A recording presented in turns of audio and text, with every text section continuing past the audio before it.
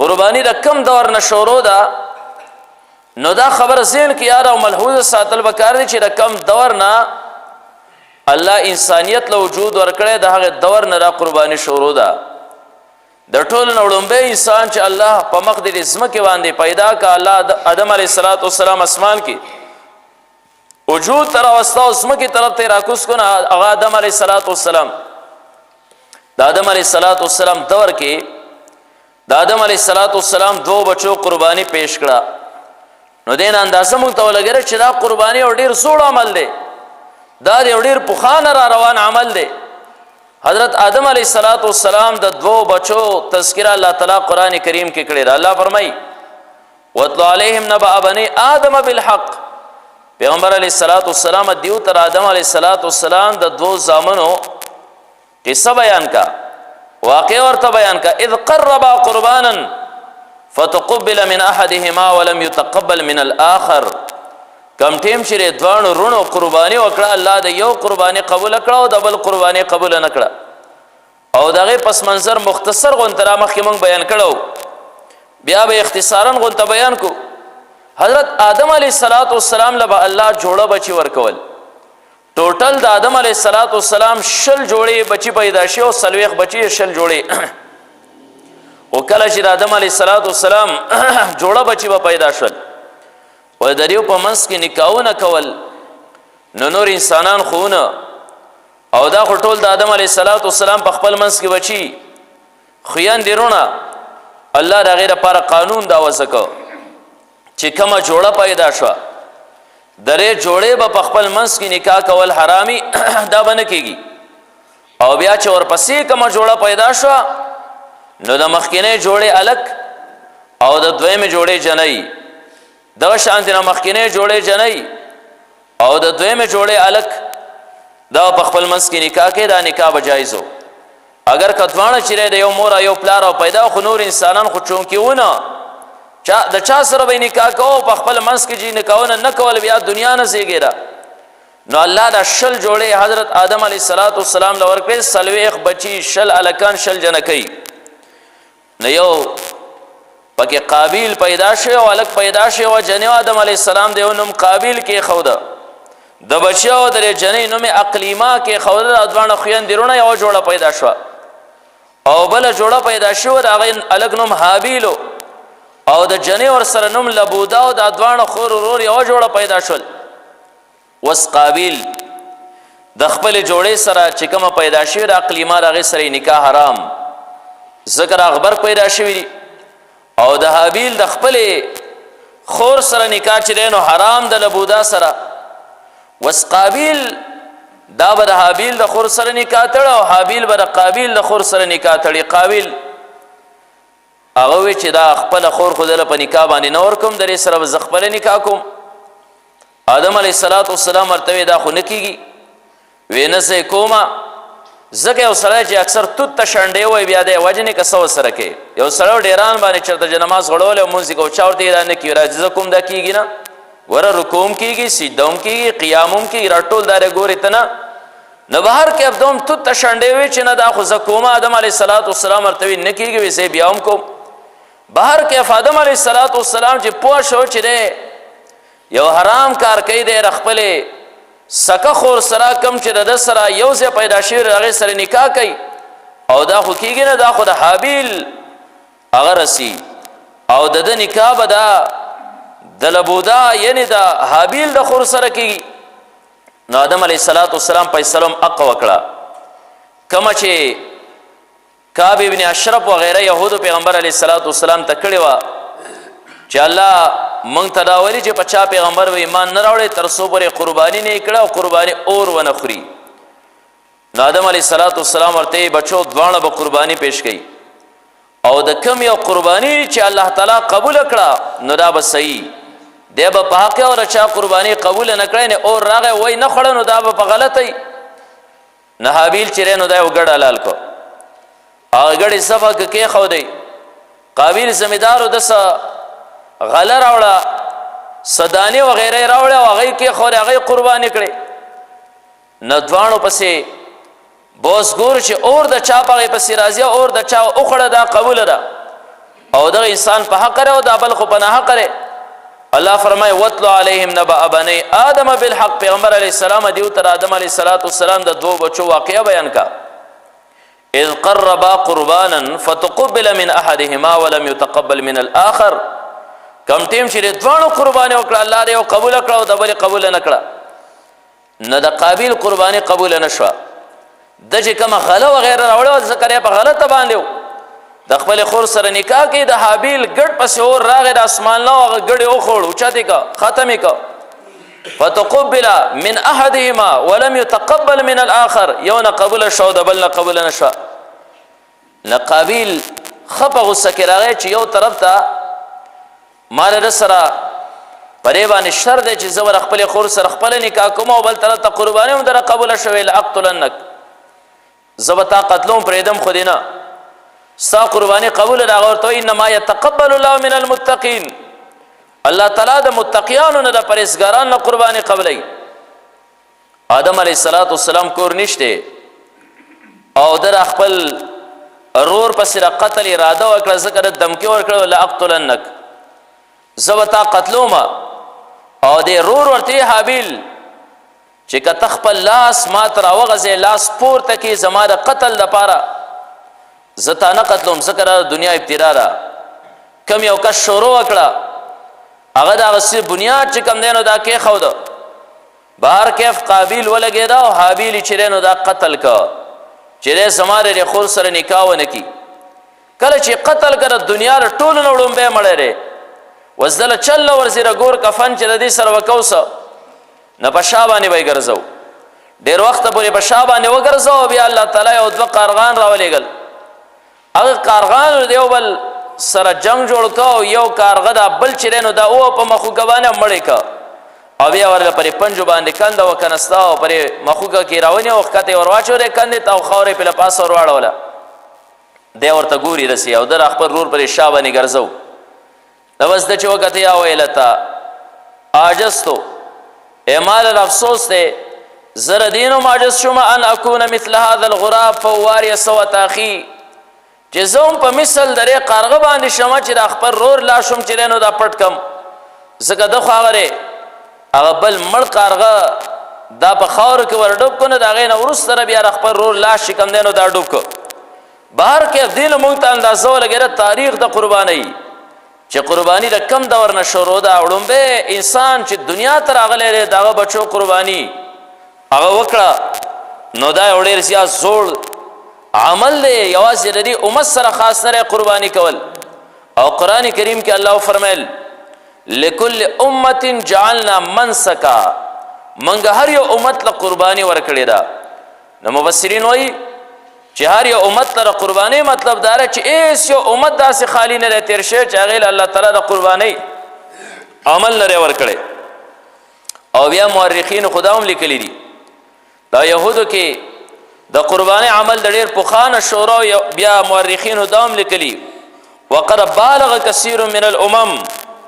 في امر القربان. ډېر امتونو د قربانی په معاملې کې ډېر زیاتره مبالغین کار غسته چې انسانان به ذبح کول،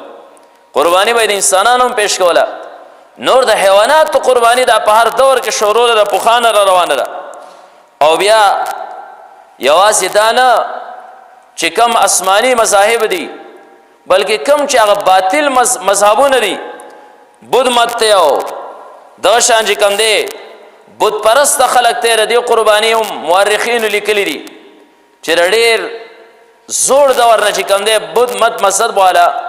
دیو با اکثر درې اسونو قربانیانې کولې او ډېر کثیر تعداد کې وای کولې.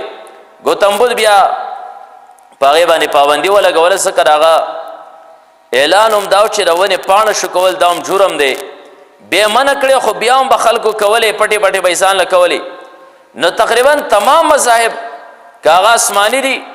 او کاغذ خود ساخته مذاهب دي ټول کې قرباني چې نو دار رایج او روانه وا. او بیا د نبی علیہ الصلوۃ والسلام د دور نمخ کې چې کوم مشرکینو د عربو مشرکینو و قربانیان هم کوله په ډیره غټه سطح باندې خو داغه طریقه بداوه چې یو قربانی به وکړه نو داغه نه چې وکم وینو وطن هغه به راغستا او پر خارکاوي په دیوالونو پورې به اومګلا خانه کعبه دیوال به پاغه باندې سور کو. نو قران کې الله فرمایل لن ينال الله لحومها ولا دماؤها ولكن يناله التقوى منكم. الله ته نه د دې غوینه ورسي نه د دې غوخي ورسي، لیکن الله ته چې کوم نه تاسو تقوا ورسي، پرهیزګاری ورسي، په صحیح نیت باندې کوي. مشرکین ورچاره بت پنو باندې چاره س بار کیف نیت په پاسیرو خانه کعبه پورې وای داغه غوینه تپلا چې دا الله تعالی قبلې کړي سونه کې بیا قبلینا. نو دین مونږ ته پته ولګیږي چې قربانی دا یو ډیر زوړ امر را روان دی، د یو ډیر زوړ تاریخ ته یوازې پرې امت باندې نه لري. بیا کومه قربانی چې مونږ کوو دغه ټختر پرې ورځ باندې د دې په باره کې پیغمبر علیه الصلاۃ والسلام نه صحابه کرامو تپوسو کړه الله رسول ما هذه الاضاحی، دا اضاحی دا اضحیه دا څه شی دی؟ نبی علیہ الصلوۃ والسلام فرمایل چې سنت ابیکم ابراهیم علیہ الصلوۃ والسلام، دا تاسو رپلار یعنی د نکاح د حضرت ابراهیم علیہ الصلوۃ والسلام سنت دی. نو ابراهیم علیہ الصلوۃ والسلام سنت څنګه نو مختصر غون د پس منظر باندې بیان کو چې کوم د اختر په ورځ باندې قربانی کی دا حضرت ابراهیم علیہ الصلوۃ والسلام سنت. دغه شان پیغمبر علیہ الصلوۃ والسلام وکړل د رسول الله مبارک سنت واجب وګرځیدل.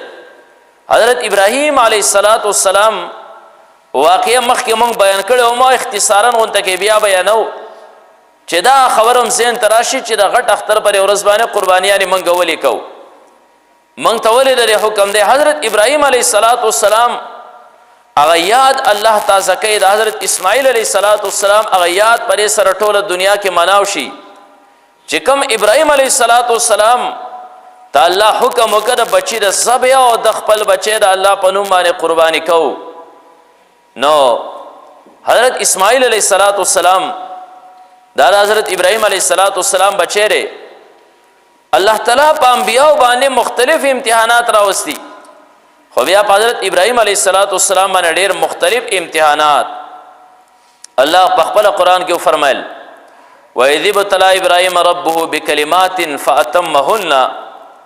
کوم وخت چې الله تعالی ابراهیم علیہ الصلوۃ والسلام په اوسو خبرو کې واز میو ابراهیم علیہ الصلوۃ والسلام هغه خبرې پوره کړې،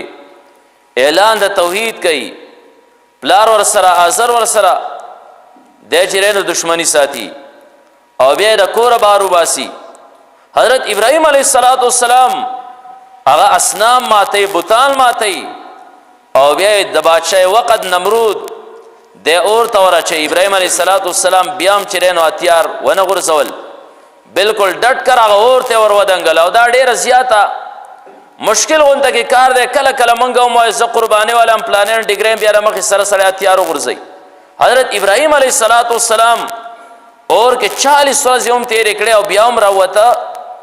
ابراهیم علیہ الصلوۃ والسلام هغه کې الله پاس کا. حضرت ابراهیم علیہ الصلوۃ والسلام جلاوطن شد علاقه نو وسته شو بیا هم د خپل توحید هغه میشن نه پریدي. حضرت ابراهیم علیہ الصلوۃ والسلام د یو زینب بل زیاته سفر د بل زینب بل زیاته سفر د بل زینب بل زیاته سفر. اختصارا خبر حضرت ابراهیم علیہ الصلوۃ والسلام چې د خپل علاقه نو زی اولاد نو نارینا بچی نو خو چونکه په خپل علاقه کې او په خپل خطه کې نبی په خپل علاقه کې انسان سره خپل ټبرداري ځان ورته واځي نخ کاری خو چې ود بارتا وسو یو بیبی دا یو چې کوم حضرت ابراهیم علیہ الصلوۃ والسلام دنه سوال پورت الله ته سوال وک رب هب لی من الصالحین، الله مال الصالحین نه یو بچی راکی او الله تعالی هغه سوال قبولم ک. الله فرمای فبشرنا بغلام حلیم، منګره په یو بردبار بچی سره چې کوم نه بشارت ورک منګره لزیر ورک. الله تعالی حضرت ابراهیم علیہ الصلوۃ والسلام له بچی حضرت اسماعیل علیہ الصلوۃ والسلام ورک او بیا الله په امتحان راوسته زکه یو سړی د عمر اخرنه انتها ته ورسېدلی او بیا په دغه انتهای عمر کې الله تعالی یو بچی ورکی او دغه یو بچی چې دار والدینو ته څومره نږدې او څومره ورته هغه خوږي نو دغه بچی امتحان په الله راو صلی الله تو فرمایل ویلاړ بشه او خپل بیبي او دغه خپل بچی چې دا وړو کې د غیګره دا بويسي او کم سے چنن سبا خانه کاور هم د قضیه باندې وای پریدي پریزه کې بالکل هغه حیوان دلته کې نو غره مطلق جاندار دلته نو کمرغی قبل حیوانی ځکه حیوان په هغه ځای کې ژوندی پاتې کېږي چې کوم ځای کې اوبه وي او دغه ځای چونکې اوبه وي نه مطلق حیوان دغه ځای کې نه و، نه مرغۍ وه نه بل څه ځناور هېڅ هم نه و. حضرت ابراهیم علیه السلام خپله بیبي او خپل بچی بوته او پر خوشي بیابان کې پرېښوده لږې اوبه او لږ خوراک. حضرت ابراهیم علیه السلام چې کله پرېښود را واپس شو دی بیبي ورته آواز وکړه مونږ چا ته پرېږدي د الله د طرفه حکم نه و د خبرو دی خبرې نه کوي بیا آواز وکړه چا ته پرېږدي بیا هم دی خبرې نه کوي بیا آواز کوي مونږ چا ته پرېږدي دی بیا هم خبرې نه کوي. بیبي پرې باندې پوه شو چې ده ته الله د طرفه به حکم نه د خبرو نه وی تا چې مونږ دلته پرېښود دا د رب حکم دی نو در سر په اشارې سره وی آو وی ځه الله به مونږ نه خرابوي ته ځه. هلته کې تند حضرت اسماعیل علیه السلام ته هم ولګېده مور ته هم تنده ولګېده. اوس دغه ځای به اوبه کم ځای اوبه خو دغه ځای شته نه د اوبو د عدم وجود د وجې نه خو هلته کې مطلق حیوان نشته سرې شګې دي نو بچی به دغه سرو شګو باندې سملو او دا یو ځای ته منډوي او بل ځای ته منډوي کله صفا کله مروه کله صفا کله مروه غونډۍ ته او درې پرې لاندې ځای کې چې کوم صفا او مروه دا منځ دی کومې ده چې میلان اخضرین وایي دغه ځای کندره نو خپل بچی دې پناه شي نو دا تیزه منډه وهي کوم ځای کې چې اوس سماجیان دا منډه وهي نو هلته کې را تیزه لاړه شي. نو حضرت اسماعیل علیه السلام د پوندو د وهلو سره الله تعالی دغه چینه را زرغون که کم ته چې نن سبا د خدای شان دی زمزم وایي او د دنیا ګډ ګډ ته د هغې اوبه چې دی نو دا خورېږي. هلته کې هغه سرو شګو او خوشي بیابان ته یې بوته او الله تعالی د هغې نه وروسته په حضرت ابراهیم علیه السلام باندې هغه یو بل امتحان راولي چې اوس پرې دا بچی ذبح کې دا به حلالې دا به ما ته قرباني کې. حضرت ابراهیم علیه السلام ته الله په خوب کې دغه وښول او مخکې موږ تاسو ویلي وو چې الله ورته را فعل وښو بچی ذبح کړی نه و چې را بچی زه پرې خوب کې ذبح کومه سحر را پاڅېده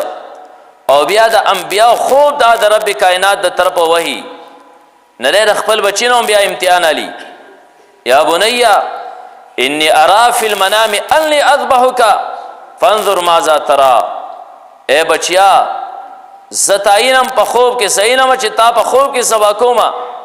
یا بنی انی اذبحک فی المنام زه په خوب کې تا ذبح کومه فانظر ماذا ترى ته وګوره ستا سره یې بچی ته هم پته وه چې زما پلار چونکې خلیل الله دی د الله دوست دی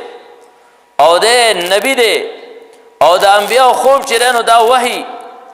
اوس د حضرت اسماعیل علیه السلام عمر دومره زیات نه څوک وایي بلوغت ته رسېدلی او څوک وایي نه څوک وایي د 14 کالو څوک ښه کم د هغې نه ښایي. بهر کې اسماعیل علیه السلام چې خبره واورېده ورته پته وه چې زما پلار چونکې خلیل الله دی د الله دوست دی او دغه شان دوست چې کوم دی نو د دوست نه یو مطالبه کړې ده او په دې کې به زه خپل پلار هغه تعاون کومه در سره په دې کې امداد کومه. ورته یا ابت افعل ما تؤمر ای پلاره د کم کار چې تا د حکم شي هغه وکړه ستجدونی ان شاء الله من الصابرین ان شاء الله ته عمر صبر کوونکو نه بیا مومې یعنی زه به جزا او فضا نه کوم چغې به نه وایم چې پلار مې حلالوي ځکه د الله حکم دی نو د الله په حکم کې به څوک څه چغې وایي ستجدونی ان شاء الله من الصابرین ان شاء الله ته عمر صابرینو نه بیا مومې. ابراهیم علیه السلام پوه شو چې بچی خو تیار دی او ابراهیم علیه السلام ته د رب کائنات د طرفه حکم او د حکم تعمیل او تکمیل دا لازمي و. حضرت اسماعیل علیه السلام روان کې اختصارا خبره خلاصتا اسماعیل علیه السلام روان کو کم ځای کې د شیطان به او درې پیرې دا आवाज کړو چې دا ذبح کې او دا خو شیطان خوب کې راغلی او ابراهیم علیه السلام پر غټو ګسارونه کړي حاجیان هغه یاد وسوم تازه کوي په هغه ځای کې ګسارونه کوي. بهر کیف حضرت ابراهیم علیه السلام حضرت اسماعیل علیه السلام هغه رالل مذبح ته او بیا هلته څوک تلي او بتکۍ یو ځای کې ودرولی په دغه ځای ته چې کله راوسته حضرت ابراهیم علیه السلام او اسماعیل علیه السلام دواړه تیار وو چې څه ابراهیم علیه السلام یې الله را کړی بچی دی اوس الله یې رانه غواړي بس ذبح به یې کومه او بچی هم چې کوم دی د حکم په تکمیل کې د خپل پلار سره چې کوم دی نو معاون دی ماشوم دی. نو هلته کې بیا مظهری وغیره چې کوم دی او څو خبرې لیکلې دي چې الله د حضرت ابراهیم علیه السلام د امتحان په کامل طریقې سره اغسته نو بیا یې د حضرت اسماعیل علیه السلام پر ژبه باندې یو څو خبرې جاری کړې وي هغه خبرې دا چې حضرت ابراهیم علیه السلام بالکل امتحان کامل واغستی شي وَإِذِ ابْتَلَىٰ إِبْرَاهِيمَ رَبُّهُ بِكَلِمَاتٍ فَأَتَمَّهُنَّ الله په یو څو خبرو کې واضح او په ټولو کې پاس شوی ابراهیم علیه السلام ځکه الله تعالی د خلت درجه ورکړه ابراهیم خلیل الله لا اله الا الله ابراهیم خلیل الله خلیل د دوستانه اعلی مقام ته ولی شي الله ډېر زیات ځان ته رانږدې کړی او د تمام امت لپاره او پیشوا او مقتدا ګرځولی د حضرت ابراهیم علیه السلام نه بیا والا او د جناب محمد رسول الله صلی الله علیه وسلم پورې څومره انبیا چې الله دنیا ته رالیږلي دا د حضرت ابراهیم علیه السلام په اولاد کې الله رالیږلي ابراهیم علیه السلام هم ولاړ بچی هم ولاړ دی اوس به د ذبح عمل کیږي نو بچی ورته راوي چې پلاره حلالی خو مې حلالی ذکر الله تعالی حکم دی خو اصول درته ښیم د هغه اصولو موافق په ما حلال کې نو بیا به ما ته مشکل نه او تا ته به مشکل نه زما اجر کې به هم کمی نه راځي او ستا اجر کې به هم کمی نه راځي هغې کې اوله خبره ده چې په کومه چاړه باندې ما حلالی نو دا به تیره کې ځکه دا مرګ یو ډېر مشکل کار دی که چېرته کې به دغه ټیم کې زما د خولې نه څه کلمات وځي یا د تکلیف په حالت کې زه ستا لاس وغیره ونیسمه نو خپله چاړه به دې تیره کې یوه خبره ده او دویمه خبره ده چې ته چونکې د الله نبی خلیل الله او په داسې د ذبح په ټیم کې اکثر د انسان یا د یو حیوان وي اینه داره وکړي او د یو ذابح د ذبح کوونکي جامې هغه سري کې نو بیا به ته خپلې جامې راغونډې ساتې چې هسې نه چې زما یې نه پې ولګي او د قیامت په ورځ باندې زما اجر کې څه کمی رانشي الله ته مخکې شم او ما ته وایي چې زما د خلیل کپړې تا لړلې وې او درېیمه خبره ده چې زما لاس خپې به وتړي ځکه دا مرګ مشکل کار دی نو که زه تا لاس داسې ونیسم او په دغه ټیم کې زه چې کوم دی نو لاس خپې ووهم نو لاس خپې به زما وتړي او بله خبره ده اخرنی سلام به مې د ذبح نه وروسته مور لویسې او که زما د جسم نه ته کمیس ویستل غواړې او زما مور یې وړه غواړې نو دا به یو ښه کار وشي ځکه کله کله مړ بچی مور ته رایادېږي نو کیدای شي زما په کمیس باندې زړه له تسلي ورکوي نو الله فرمایي فلما اسلم وتله للجبین کله چې دواړه تیار شول حضرت اسماعیل علیه السلام راواچو د ذبح دپاره په جبین باندې الله تعالی چړې ته چې کوم دی حکم د ذبح نه کوي چې حضرت اسماعیل علیه السلام به نه ذبح کوي ابراهیم علیه السلام مفسرین لیکلي څو پرې غصه شوې چړې ته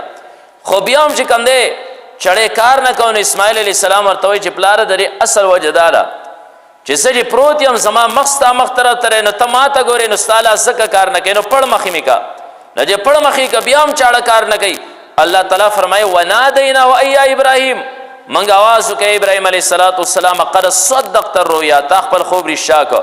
ځکه خوب کې حضرت ابراهیم علیه السلام دا نه لیدلی چې بچی ذبح کړی دی بلکې خوب کې دا لیدلو چې زه لګیا یم ذبح کوم قد صدقت الرؤیا تا خپل خوب چې کوم دی نو رښتیا کړ او د هغه دور نه چې کوم دی الله فرمایي وفدیناه بذبح عظیم یو لوی عظیمه ذبیحه الله تعالی د حضرت اسماعیل علیه السلام په بدل کې راولېږله دا هم هغه ګډو مفسرینو لیکلی چې کم